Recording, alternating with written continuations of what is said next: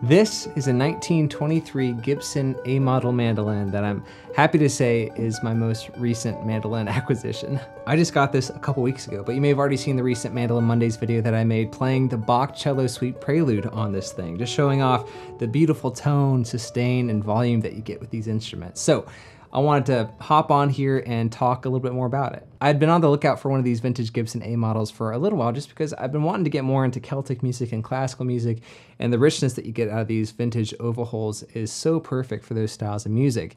But I'd been kind of coming up at a loss. I tried a few of the early teen Gibson A models that I could get my hands on, and some of them sounded okay, but some of them had some issues that I didn't really want to deal with.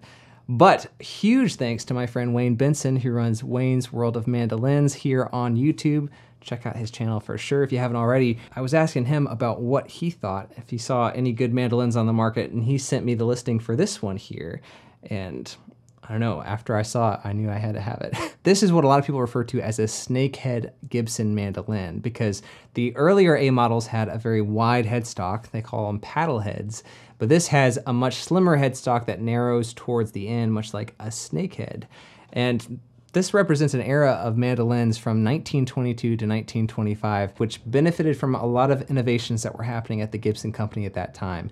Mostly due to master luthier Lloyd Lohr, who was there at the Gibson company making the master model F5 mandolins that are now going for like $175,000. Don't worry, this mandolin is worth considerably less than those F5s from 1923 and 24, but this mandolin and other A models from the Lohr era and F4s from that era too, they are going up in price because of their collectability, but also because of their playability, due to some of those innovations that I mentioned, which included a truss rod, which hadn't been used on mandolins before this era, which allowed the neck to be much thinner and easier to play.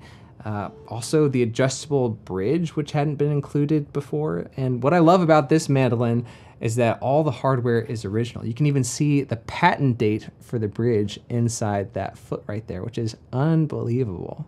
This one even came with the original pickguard and the case that it came in 1923, making this a complete original set. And it's in such good condition. Just beautiful finish, no cracks or blemishes beyond expectation for being a 100-year-old mandolin. And some people might be wondering why this mandolin doesn't have the Gibson written across the headstock like you see on some older vintage Gibson mandolins. And that's because this is just the basic A model that they were making at the time. Not as basic as the A Junior, which didn't even have a truss rod back then, but it was simpler than the A1, the A2, the A3, and the A4, all which had kind of fancier and fancier appointments as the numbers go up. If you want some more info, you can read this amazing article by Dan Beamborn over on the Mandolin Cafe. There's a link in the description below. And it just sounds phenomenal.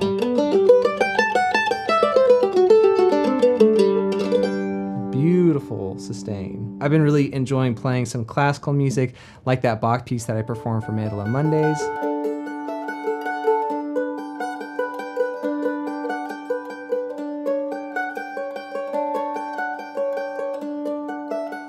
And I really love the way that this sounds on Irish music. And I'm excited to be doing more Irish mandolin lessons here on the channel now that I have a proper axe to play the music on.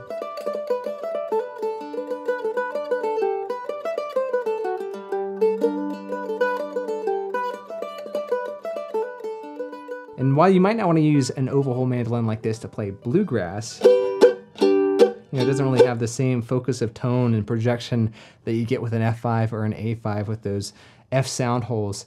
It does still really work well for playing old-time fiddle tunes like this.